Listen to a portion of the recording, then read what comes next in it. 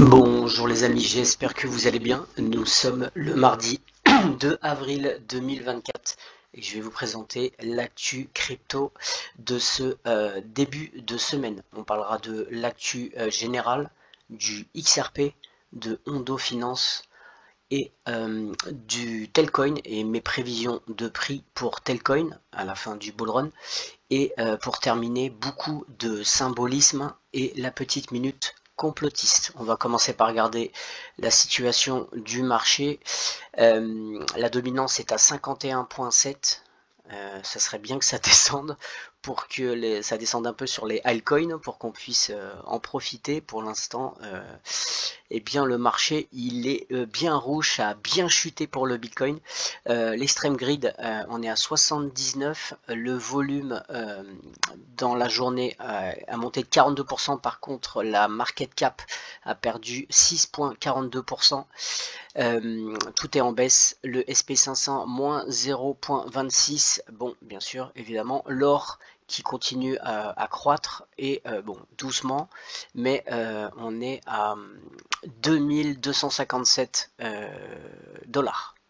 Voilà, on va regarder un petit peu le marché. Voilà, le BTC qui a vraiment salement chuté, il est à 65 000 actuellement, le XRP à 0,558, ça serait bien qu'il aille à 589, pour ceux qui comprennent. Voilà, donc ça a vraiment salement chuté. Pour moi, il y a vraiment là des opportunités quand même assez importantes. J'ai vu Stellar qui a vraiment chuté, il est à 0,129 et surtout Edera, il est à 0,10. À vous de fouiller, mais il y a quand même des opportunités. Telcoin entre autres, qui a bien chuté aussi. Il est actuellement, il a perdu dans la semaine presque 30%.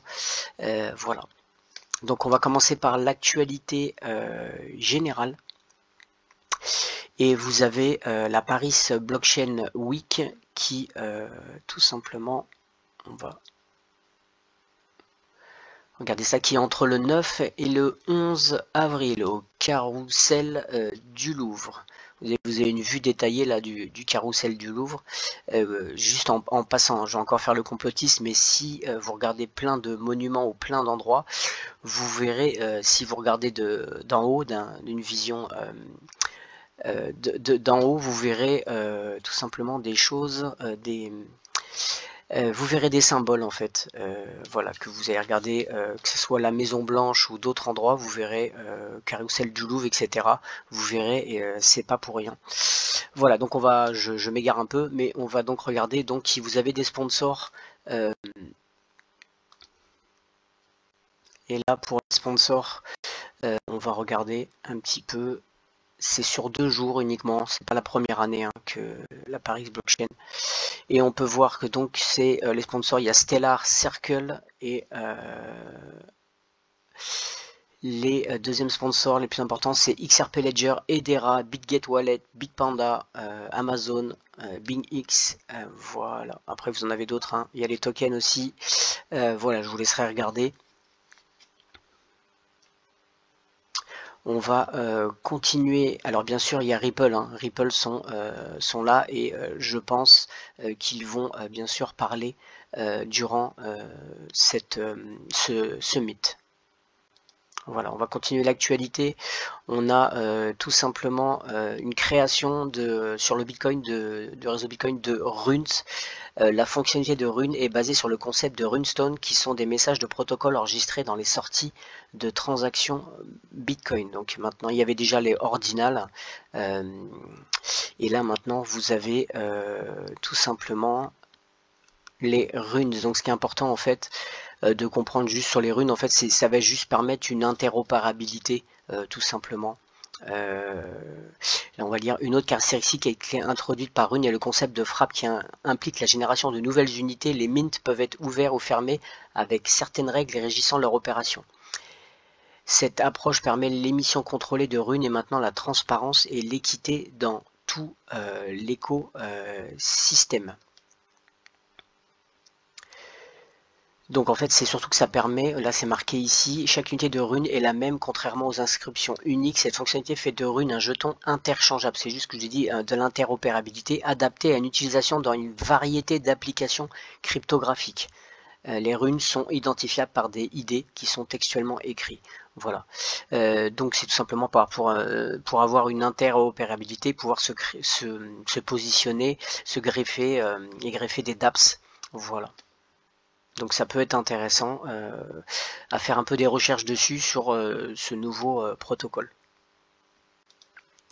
Voilà, maintenant on va parler des actions. On a un Arc Invex, alors ça date d'il y a quelques mois, du 14 mars, pardon, d'il y a un mois à peu près. Arc Ace un vend pour 69 millions de dollars d'actions Coinbase. Voilà, ça continue, les ventes. On a aussi les initiés de Coinbase vendent pour 120 millions de dollars d'actions alors que les actions montent en flèche. Donc les initiés c'est des leaders, des dirigeants de la société. Pourquoi ils vendent si la société se passe bien? Tout simplement parce qu'ils savent qu'il va y avoir un crash. Vous avez Zuckerberg qui vend à fond, plein de leaders d'entreprises vendent tout simplement, voyons, on va voir ça, Meta, pardon. Mark Zuckerberg cède massivement des actions et ça date du 4 janvier 2024, mais je regarde un peu chaque semaine, ils n'arrêtent pas d'en vendre. Voilà, ils savent tous qu'il y a un crash qui arrive, on va continuer. Vous savez que Reddit et le forum est passé en bourse et le directeur technique, ça date de fin mars, le directeur technique de Reddit vend pour 6 millions de dollars d'actions à 32,3 dollars l'unité. Voilà, alors qu'il vient d'être introduit en bourse. Voilà, donc attention si vous êtes sur la bourse à bien faire attention. Après, si vous êtes sur des actions à dividendes, c'est pas trop un souci. Pour ma part, je suis sur des actions à dividendes, donc tant que la société ne fait pas faillite et ne coupe pas les dividendes, il n'y a pas de problème. Même si le prix baisse, pour moi personnellement, ce n'est pas un problème. Par exemple, j'ai un peu de IT, mais vous voyez, IT, ça date de hier, je crois, qui confirme une violation de données affectant, il y a eu un piratage affectant 73 millions de clients actuels et anciens. Donc en fait, vous avez toutes les données de ces personnes qui sont actuellement sur le darknet. Pareil pour des banques qui ont été hackées. Tous les données on peut avoir vos données qui sont sur. Moi personnellement, j'ai reçu il y a très peu de temps sur ma mutuelle qui a été hackée et tout simplement, je pense que les données sont sur le darknet, tout simplement en vente. Voilà. Donc ça c'est pareil, c'est pas bon pour l'action, ça risque de chuter. On va continuer. J'avais oublié. Alors là, c'est payant, je ne peux pas regarder, mais en fait, la Banque centrale d'Israël avertit de l'impact de la hausse des dépenses de défense. Voilà, on ne peut pas lire la suite. Juste là, l'escalade des dépenses de défense d'Israël pose des risques pour l'économie et les augmentations doivent être soigneusement examinées. Voilà, donc ça commence déjà pareil. Et on va continuer. BlackRock, alors là, on a tout simplement BlackRock qui avertit que la crise de la dette pourrait mettre fin au dollar US. Voilà. Donc ils vous avertissent tout simplement. Et moi, ce qui m'a un petit peu en fait frappé, je vais regarder si je retrouve dans l'article.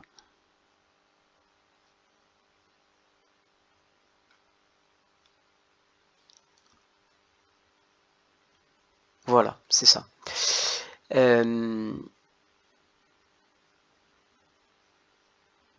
En fait, tout au long de l'année dernière, le dollar US était confronté à un récit mondial changeant. Bien qu'elle reste la réserve mondiale, son état économique fragile a concerné une foule de pays.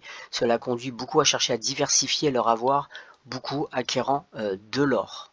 Voilà. Et en fait, j'arrive pas à retrouver, il disait que les banques centrales en fait des pays, eh bien tout simplement essayent de se diversifier sur les devises. C'est-à-dire que maintenant ils vont plus être uniquement sur le dollar, mais ils vont essayer de se diversifier sur d'autres sur d'autres devises, et bien sûr ils achètent de l'or, toutes les banques centrales achètent de l'or, effectivement, énormément. Voilà. Donc c'est pas dans cet article-là que je l'ai vu, mais en fait j'ai vu que les banques centrales essaient de se diversifier dans d'autres devises et bien sûr d'acheter de l'or. Voilà. On va continuer. Et là, écoutez bien, c'est le PDG de Mastercard qui le dit, Swift ne peut pas exister dans 5 ans. Bam. Le PDG de Mastercard a discuté de l'avenir des paiements transfrontaliers et des CBDC au Forum économique mondial. Voilà. Et il dit que tout simplement, il va y avoir d'autres systèmes qui vont se mettre en place. Et il se peut que Swift, en tout cas, ne soit plus le leader dans ce domaine. Et il dit carrément qu'il peut très bien ne plus exister dans l'avenir. Miebach a exprimé sa conviction lors du sommet de Swift pourrait ne pas être le seul système dominant à l'avenir pour transférer de l'argent au-delà des frontières. Donc devinez qui va un petit peu faire le boulot. Mais moi je pense qu'il y aura en fait tout simplement une... Swift va en fait est obligé en fait de s'adapter et donc de travailler en partenariat avec Ripple. Alors par l'intermédiaire de d'autres entités que Ripple que Ripple soit acheté soit est en partenariat avec tout simplement comme vous avez Volante etc Tranglo etc vous avez des systèmes qui permettent mais je pense que il va y avoir obligatoirement une coordination avec pour pas que justement le système Swift meurt, à mon avis je le vois comme ça, ou alors ils sont peut-être, bien sûr il n'y a pas que Ripple, hein. Vous avez, ils peuvent très bien utiliser par exemple Stellar, ils pourront utiliser je pense Hedera, HBAR aussi, je pense que c'est faisable, et mais ou alors ils peuvent aussi avoir une solution, c'est d'utiliser le système Corda R3. Mais comme il est relié aussi à Ripple, obligatoirement ils utiliseront Ripple. Voilà, en tout cas, ça vous annonce les choses. Voilà, on va continuer. J'ai fini pour l'actualité, tout simplement. Maintenant, on va passer à Ripple. Et là, on voit tout simplement un magazine et ça s'appelle XRP Community Magazine. Je vous invite à vous tout simplement à vous inscrire sur la newsletter et ensuite vous allez pouvoir télécharger ce magazine et moi je trouve qu'il y a vraiment pas mal d'informations qui sont très intéressantes, il vous explique beaucoup de choses. Si vous allez à la page voilà, on voit là, vous avez le résumé, donc là il lance le premier magazine de communauté de XRPL. Vous avez une introduction sur la brève histoire du XRP Ledger, le XRP au niveau des nombres, c'est-à-dire ce qui était utilisé, les transactions, les comptes, etc. Ils vous donnent un peu leur vision du futur de XRP. Vous avez aussi une introduction sur les AMM et les superdex, sur aussi la décarbonisation, que XRP c'est green, et ce qui va révolutionner les paiements. Il y a énormément d'informations. Je vous invite à vous tout simplement, vous avez aussi des informations sur des entreprises qui se greffent sur XRP Ledger et ça peut être intéressant pour justement voir si les projets sont bons, peut-être se positionner dessus. On a même, on va regarder, je pense que c'est vers la fin. Là vous avez la roadmap et alors ça c'est pour Mika. On voit la roadmap et c'est décembre 2024. Après décembre 2024, on est un petit peu dans la mouise au niveau, en tout cas, fiscalité. Là, vous voyez, il parle du climat. Il y a vraiment beaucoup de choses intéressantes. Moi, ce qui m'a... en fait, si j'arrive à retrouver...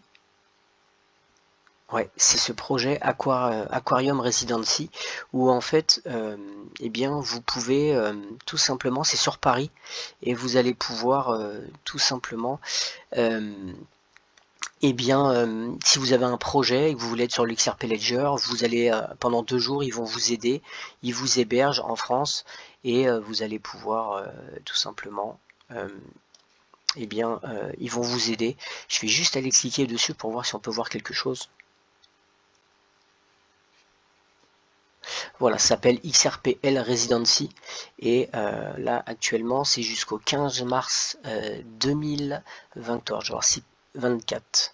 Je vais voir si on peut le mettre en français. Donc bienvenue à la Residency The Aquarium. Vous pouvez noter Aquarium. Aquarium c'est liquidité, comme Ripple c'est vague. Voilà, c'est toujours pas pour rien les symboles. Et là, vous voyez, c'est à Paris. Et vous faites un programme de 12 semaines avec les personnes de XRP Ledger et ils vont vous aider pour vos projets, tout simplement. Et ça se passe à Paris, je crois que c'est, si j'ai bien compris, je crois que c'est dans le 5e ou le 1er, je crois. Au niveau de l'endroit. D'ailleurs, j'ai remarqué que XRPL sont en partenariat avec pas mal d'institutions et en France, ils sont en partenariat avec tout simplement la Sorbonne. J'ai vu ça. Ils sont en partenariat avec la Sorbonne. Voilà. Et d'autres universités, bien sûr, comme Berkeley, etc., dans le monde. Voilà, on va continuer, on va parler de Ripple.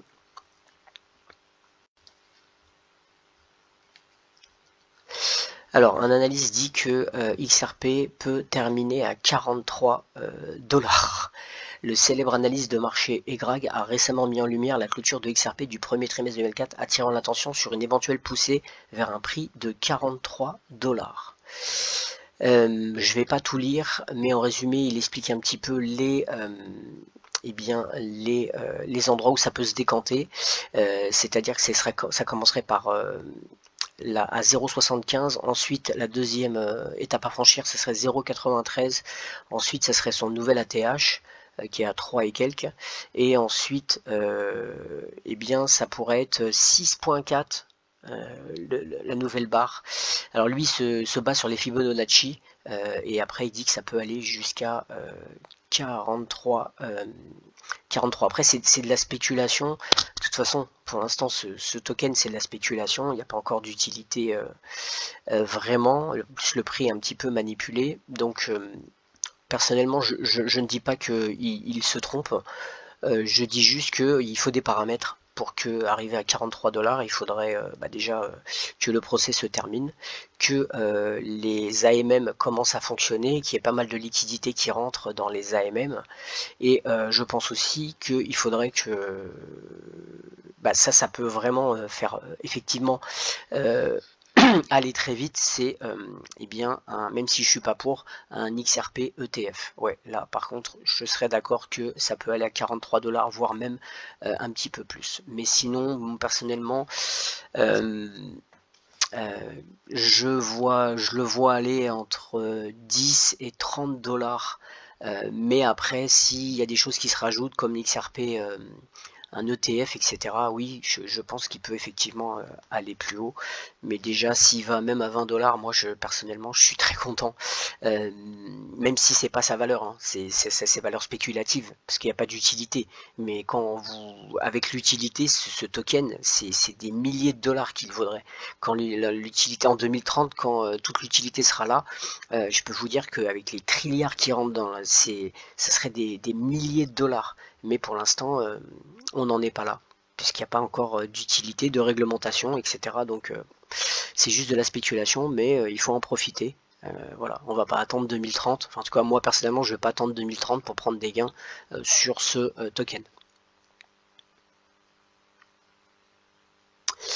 On va passer maintenant à Ondo Finance. Je vous ai parlé de ce token la semaine dernière. Ils font juste un petit résumé. Donc ils avaient un nouveau produit qui s'appelle le USG et qui offrira bientôt aux abonnements instantanés un rachat 24/7/60. C'est-à-dire qu'ils peuvent tout simplement vendre ou acheter 365 jours par an, 24 heures sur 24. Voilà. Dans le cadre de cette évolution, nous avons également raffecté une partie substantielle des actifs d'USG dans le cadre de la récente annonce BlackRock USD. Alors ça c'est le nouveau fonds, le BUILD, le fonds institutionnel de liquidité numérique. Alors ça c'est pour les institutions. USG a donc offert, on fait un petit résumé, hein. Donc USG a fait une offre instantanée d'abonnement de réduction, donc là c'est 24-24. Ensuite ils ont été, et ça c'est vraiment une grosse nouvelle, ont été enregistrés ils ont eu la licence FinCEN et ils ont recruté l'ancien directeur des actifs numériques de McKinsey. En TVL, l'USD surpasse 100 millions de dollars. Donc l'écosystème de Ondo est en pleine expansion. Il va y avoir président à la Paris Blockchain Week Token. Voilà. Donc on va continuer à regarder ce token. Pour moi c'est sur du long terme. Quand en fait, je le vois comme le XRP, quand le système actuel, le dollar va tomber, quand ce système financier va tomber, on va être obligé d'utiliser ce nouveau système, et bien avec la tokenisation des actifs, tout ce système d'argent va aller dans le numérique, et à partir de là, je pense que le XRP, le Ondo, eh bien, prendront de plus en plus de valeur et ça sera inarrêtable. Voilà, je le vois vraiment comme ça, donc je le vois vraiment sur le long terme. Pour moi, ce sont des utilitaires. Eh bien, j'ai fini pour les nouvelles pour le XRP. Maintenant, je vais vous parler un petit peu. 2 minutes, je sais qu'il y en a qui trouvent que je suis trop dans le complotiste, mais je vais essayer de vous parler de 2 minutes de symboles pour que vous compreniez bien les choses et qu'il n'y a pas de hasard, il faut relier les choses. Ça, je l'avais déjà partagé. Vous voyez, c'est tout simplement un livre qui a été publié qui s'appelle Wave on Ripple, qui est l'auteur Satoshi Nakamoto. Bon, c'est pour les gens qui comprennent pas les liens. C'est vraiment pas dur, il vous annonce les choses tout simplement, donc il faut toujours regarder les symboles des choses. Le 22 mars, il y a eu la journée mondiale de l'eau, et le 22 mars c'était le premier jour des AMM. Alors moi je pensais que c'était qu'il allait avoir un gros afflux d'argent, mais en fait non, je me suis trompé dans le symbole. Le symbole c'est juste la liquidité, c'est l'eau, c'est la liquidité. Donc en fait c'est pour justement célébrer, ils ont fait le 22 mars Ripple pour célébrer justement la liquidité qui va arriver sur leur écosystème, tout simplement. Voilà. Un dernier, j'avais déjà parlé, Shiro, en grec, donc XP, c'est tout simplement, Shiro ça veut dire le Christ, voilà. Et ce symbole, Shiro, c'est XP, ça veut dire XP. Donc il y a eu le XRP, c'est tout simplement, R c'est resurrection, c'est-à-dire résurrection, et donc c'est la résurrection du Christ, tout simplement. XRP, c'est ce que ça veut dire. Voilà, d'ailleurs en gématrie, on va juste... alors quand je dis résurrection du Christ, attention, il y a des pièges, on va taper en gématrie. Pour ceux qui connaissent un peu, on va calculer XRP, qui correspond à 440 en gématrie hébraïque, 348 en anglais, et en simple gématrie, 58. On va juste regarder un petit peu les mots qui correspondent. On a Antéchrist, XPR, Antéchrist encore. Another false flag, ça veut dire un autre faux drapeau. Voilà. Je vous laisserai, en tout cas, vous pouvez regarder par la chose. Bien sûr, c'est le King of Israel, the Prince of Peace, le prince de la paix. Voilà. Mais surtout, moi, je pense que le plus important, c'est ça. Antéchrist. On va continuer. Dernier pour les symboles. Pour ceux qui comprennent, nous avons ici le symbole de Ripple qui est le triskelion. J'en avais déjà parlé, c'est un symbole celtique qui date de vraiment très très très longtemps et qui correspond en fait tout simplement, on va regarder la signification, signification possible, une notification possible de triskel, et que les 3 spirales représentent les 3 mondes, le monde physique actuel, le monde des esprits, des ancêtres, et le monde céleste du soleil, de la lune, des étoiles et des planètes. Voilà, et vous verrez que pour ces élites, c'est hyper important, l'astronomie, le soleil, la lune, les étoiles, etc. Voilà, donc le triskelion, c'est tout simplement eh bien, le symbole de, Ripple. Maintenant, regardez bien. Qu'est-ce que vous voyez souvent, quand vous regarderez Christine Lagarde, essayez de regarder ce qu'elle porte sur ses boucles d'oreilles ou ses pins, etc. Vous voyez, là, c'est un triskelion. Voilà, j'ai fini pour les symboles, mais c'était important et ça c'est pour le XRP, mais pour d'autres cryptos, vous avez la même chose. Et je vais terminer en parlant de Telcoin. Alors, juste, vous avez parlé déjà de ces petits, tout simplement ce qui s'est passé à Barcelone, et on avait vu un petit peu ce qui était important, c'était les partenariats, etc. Pour le Takecoin. Et personnellement, moi je suis vraiment très bullish sur cette crypto que je ne connaissais pas. Il y a peu de temps, c'est comme je vous avais dit, c'est un influenceur crypto qui s'appelle Lord Crypto qui me l'a fait découvrir. Autant le reste de toutes mes cryptos, j'avais fait des recherches, mais là je suis tombé par hasard et effectivement ça m'a bien interpellé cette crypto-monnaie, et en faisant des recherches, surtout sur la GSMA, il y a vraiment un potentiel de dingue. Il faut déjà savoir que le premier opérateur qui a été réglementé pour la GSMA, c'était tout simplement Telcoin en 2018. Donc ils sont les pionniers qui ont été réglementés par la GCMA, et donc je pense que la GCMA l'a quand même dans ses faveurs, dans ses petits papiers en tout cas, et surtout ils ont eu le temps de développer avec des partenariats avec la GSMA une coordination depuis pas mal de temps. Voilà, on va juste regarder, vous voyez la GCMA, vous avez le nombre de connexions mobiles, vous voyez il y a 12 milliards 323 millions 903 904 000 maintenant, voilà, au niveau de la croissance c'est 6,57 tout simplement de croissance.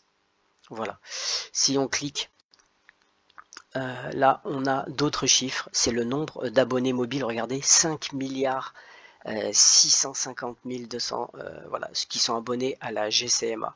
Mais pour l'instant, il n'y a pas encore ce transfert sur le numérique au niveau de la banque.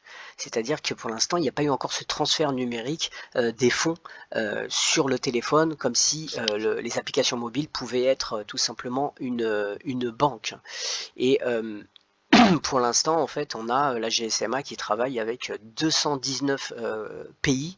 Ça va encore se développer, et surtout dans les pays, les continents un petit peu moins bancarisés. Je pense que c'est vraiment une opportunité. Voilà. Et où je suis bullish, c'est tout simplement parce que dans l'application Telcoin, faut comprendre que c'est un peu comme la cryptographie pour si vous devez avoir vos wallets privés, etc. Je pense pas que mamie ou les personnes qui connaissent pas trop la technologie vont adhérer. C'est un peu compliqué. Il faut retenir son. Vous voyez, c'est quand même pour s'y mettre, c'est quand même balèze. C'est pour ça que vous voyez beaucoup de personnes âgées, par exemple, qui ne maîtrisent pas et qui ne veulent pas forcément s'intéresser à cette technologie. Mais avec Telcoin, vous avez une application qui est vraiment hyper simple. Donc n'importe quel neuneu peut tout simplement l'utiliser. Et en fait, je pense que le fait que ça soit très facile à utiliser, que l'application elle est vraiment simple et facile d'utilisation, mais ils vont faire un carton.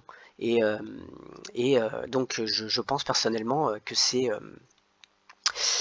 qu'ils offrent vraiment quelque chose de facile en termes de transfert de fonds via un téléphone, et qui seront à mon avis les précurseurs tout simplement. Voilà. C'est comme ça que je pense. Et au niveau du prix, personnellement, je sais que la TH était 0. Je crois que c'est 0,05. Moi personnellement, à la fin du bull run, ce truc je le vois aller entre 0,10 et 0,14. Personnellement, je vois à peu près. Voilà, donc il y a vraiment, surtout si vous l'avez acheté quand ça valait pas grand chose, ou quand il y a eu le hack, je pense que là vous avez fait vraiment l'affaire du siècle.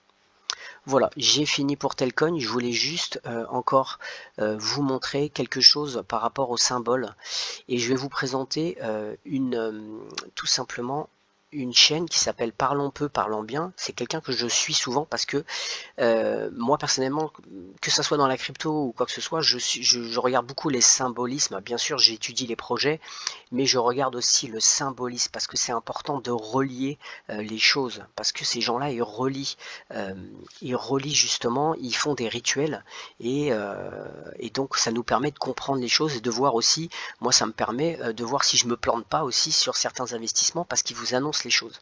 Et là, cette personne n'y connaît rien en crypto-monnaie, mais vous pourrez vous abonner si vous voulez. Ce qui se passe dans le monde, il connaît très bien. Il a bien étudié ces gens et il sait exactement quel est le programme, l'agenda et où ils veulent en venir et surtout leur mécanisme. Donc là, il nous parle de l'accident maritime de Baltimore. Et il n'y connaît rien en crypto-monnaie, mais il arrive, en reliant des points, à arriver sur tout simplement la crypto, et on va voir ça tout de suite. Autre message caché, car il faut savoir que le système financier est intrinsèquement lié au droit maritime, raison pour laquelle il existe les actifs liquides, des ponts et de l'eau. Je vais également vous dire une chose. Vous avez entendu des ponts et de l'eau, de bridge et de l'eau. Mais attention, il ne s'agit aucunement d'un conseil financier. Je n'incite personne à injecter son argent sans réfléchir dans un actif X ou Y, mais il faut savoir qu'il existe une crypto-monnaie, le Ripple, qui fait lien directement avec le droit maritime, puisque c'est la seule monnaie numérique faisant référence à l'eau. Vous verrez que dans les mois, les années à venir, nous reparlerons de cette monnaie en harmonie parfaite avec les technologies et les grandes sphères gouvernementales. Actuellement, l'équipe derrière cette crypto-monnaie est dans le viseur de la SEC. Mais cela semble plus être une mise en scène qu'autre chose. Revenons à présent à ce... Voilà, donc il en parle 2 fois dans la vidéo, je vous invite à lire la vidéo. Et en fait, comme je vous dis, symbolisme, le pont s'écrase, le bridge, et donc il faut, ça c'est le pont, peut représenter, le pont de Baltimore peut représenter l'ancien bridge, l'ancien système, et que maintenant on va pouvoir faire le passage tout simplement, et la liquidité va pouvoir rentrer. Il détruit le pont et la liquidité va pouvoir tout simplement c'est en fait un point de passage avec un nouveau système. Et donc c'est un symbolisme. Et pourtant cette personne n'y connaît rien en crypto-monnaie. Et je pense que en disant qu'il n'incite personne à tout simplement investir, je pense que lui, par contre, à mon avis, du coup, il a compris le truc et il va sûrement peut-être investir dans cette crypto-monnaie. Enfin, je ne sais pas, il faudrait peut-être lui demander. Mais en disant ce qu'il dit, je pense qu'il y a des grandes chances qu'il a compris le truc. Voilà, j'ai fini. On va terminer par la petite minute complotiste qui va pas être très marrante. Et on va juste regarder. La CERN, alors je ne sais pas si vous connaissez la CERN, c'est tout simplement en Suisse, va tester l'accélérateur de particules le plus puissant du monde lors de l'éclipse solaire. Pourquoi le jour de l'éclipse solaire, le 8 avril? Pour rechercher une matière invisible qui alimente secrètement notre univers. Alors ils ont ce qu'on appelle le grand collisionneur de hadrons, c'est le HCl qui écrasera les atomes ensemble le 8 avril. L'expérience espère découvrir les particules subatomiques qui existent à l'intérieur des atomes. Voilà. Je vous laisserai l'article. Pourquoi pour moi c'est pas bon. Bon, donc on sait que le CERN est en Suisse, il y a des tunnels, etc. Et que ils essayent de trouver en fait les secrets de l'univers et la matière, ce qu'on appelle la matière noire.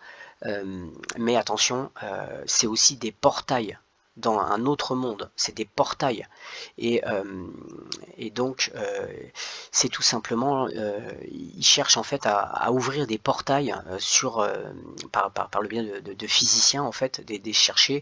Je suis pas calé là-dedans, mais en tout cas il y a des portails qui peuvent peut-être s'ouvrir et moi ce qui m'ennuie un petit peu en fait, c'est, je vais vous montrer ça.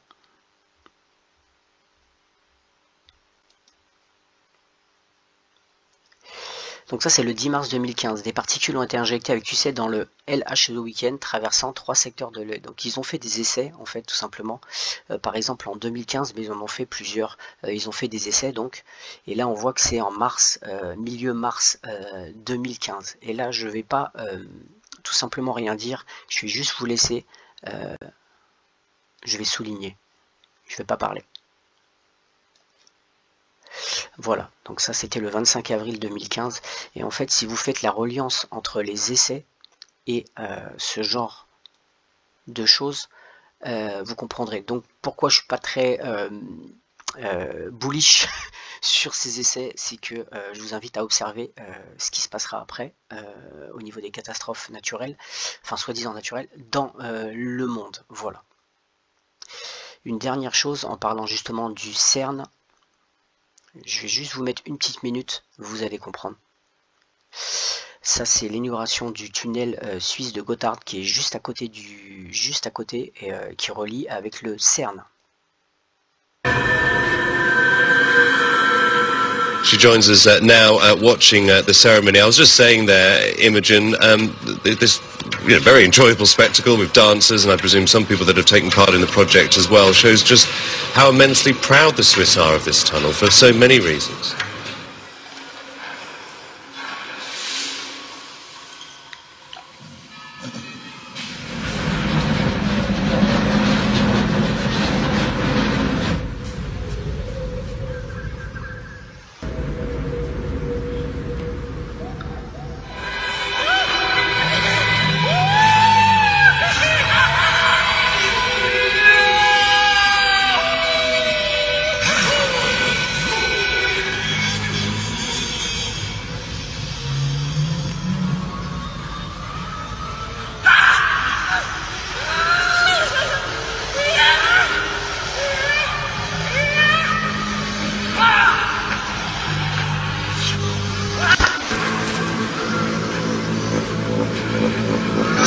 Voilà, j'ai fini pour cette petite vidéo. En passant, si vous connaissez ça, c'est Baphomet. Je ne sais pas si vous connaissez, mais faites vos recherches. Et bien, j'ai fini pour cette vidéo et je vous souhaite une bonne journée et à très bientôt. Ciao. N'hésitez pas à liker, à vous abonner si ça vous a plu et à laisser en commentaire ce que vous en pensez. Merci. Ciao.